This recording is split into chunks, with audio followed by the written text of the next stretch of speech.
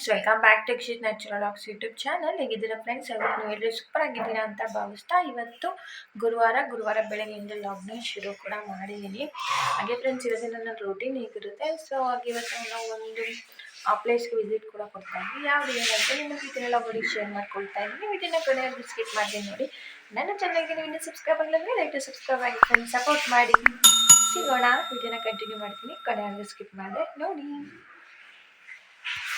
ಹಾಗೆ ಫ್ರೆಂಡ್ಸ್, ಇವತ್ತು ಗುರುವಾರ ಆಗಿರೋದ್ರಿಂದ ಸ್ವಲ್ಪ ಆಚೆ ಕೂಡ ಹೋಗೋಕ್ಕಿತ್ತು ದೇವಸ್ಥಾನಕ್ಕೆ.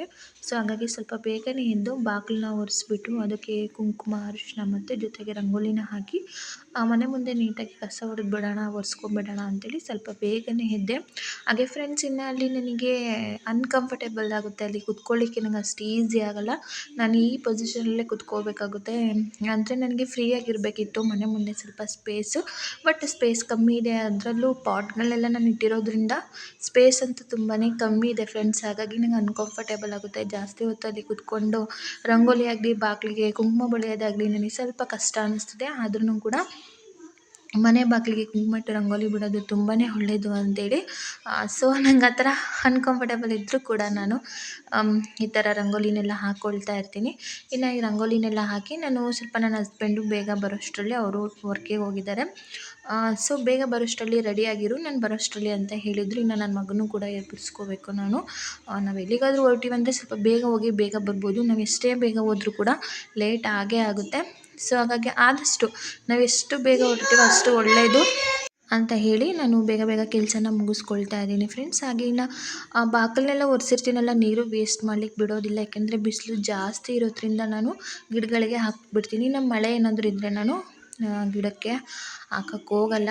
ಹಾಗೆ ಫ್ರೆಂಡ್ಸ್, ನೀವು ಅಬ್ಸರ್ವ್ ಮಾಡ್ತಾ ಇರ್ಬೋದು, ನನ್ನ ಅಲ್ಲಿ ತುಳಸಿ ಗಿಡ ನಿಮಗೆ ಕಾಣಿಸ್ತಾ ಇರ್ಬೋದು, ಅದು ಸಡನ್ಲಿ ಫುಲ್ಲು ಬಾಡೋಗೋ ಥರ ಆಗ್ತಾಯಿತ್ತು. ನನಗೆ ಭಯನೇ ಆಯಿತು. ಯಾಕೆಂದರೆ ತುಳಸಿ ಗಿಡ ಒಣಗಬಾರ್ದು, ಒಳ್ಳೆಯದಲ್ಲ ಅಂತ ಹೇಳ್ತಾರೆ. ಸೊ ಹಾಗಾಗಿ ಯಾಕೆ ಇದು ಒಣಗ್ತಿದೆ ಅಂತೇಳಿ ನನಗೆ ಭಯನೇ ಆಗಿ ನಾನು ಅದಕ್ಕೆ ನೀರೆಲ್ಲ ಹಾಕಿದೆ. ಆಮೇಲೆ ಚೆನ್ನಾಗಾಯಿತು ನೋಡಿ ಫ್ರೆಂಡ್ಸ್. ಇದು ತುಂಬಾ ಸಿಂಪಲ್ಲಾಗಿ ಇವತ್ತಿನ ರಂಗೋಲಿನೂ ಸಹ ಹಾಕಿದ್ದೀನಿ. ನಿಮಗೆ ರಂಗೋಲಿ ಹೇಗೆ ಅನ್ನಿಸ್ತು? ತುಂಬಾ ಕ್ವಿಕ್ಕಾಗಿ ತುಂಬ ಈಸಿಯಾದಂಥ ರಂಗೋಲಿ ಅಂತಲೇ ಹೇಳ್ಬೋದು ಫ್ರೆಂಡ್ಸ್. ಇನ್ನು ಅರಿಶಿನ ಕುಂಕುಮನ ದೇವ್ರ ಮನೇಲಿಟ್ಟು ಜೊತೆಗೆ ವಿಂಡೋನ ಓಪನ್ ಮಾಡಿ ಅಡುಗೆ ಕೆಲಸನ ಮುಗಿಸ್ಕೊಂಬಿಡೋಣ ಅಂತ.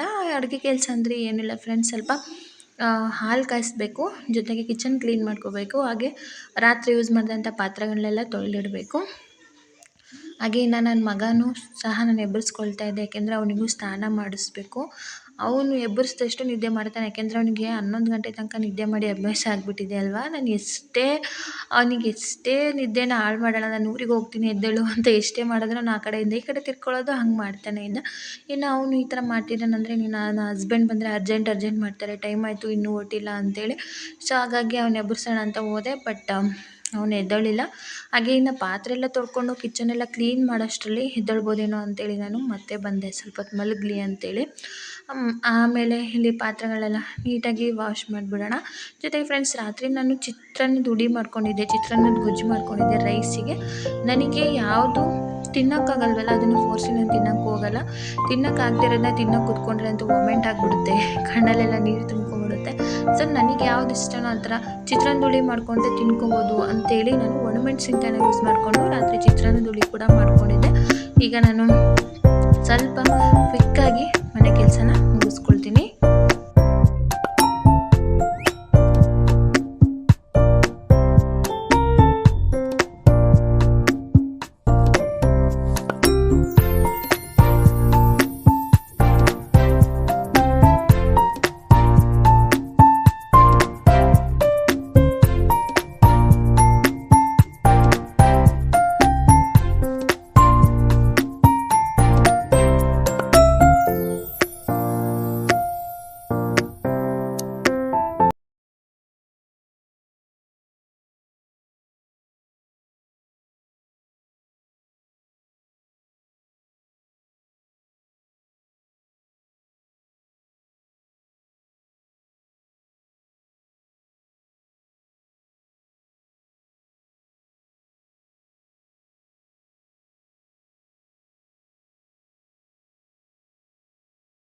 ಹಾಗೆ ಫ್ರೆಂಡ್ಸ್, ಇನ್ನು ನಾನು ಕೂಡ ಫ್ರೆಶ್ ಅಪ್ ಆದೆ. ಇನ್ನು ನನ್ನ ಮಗನೂ ಕೂಡ ಎದ್ದಿದ್ದಾನೆ.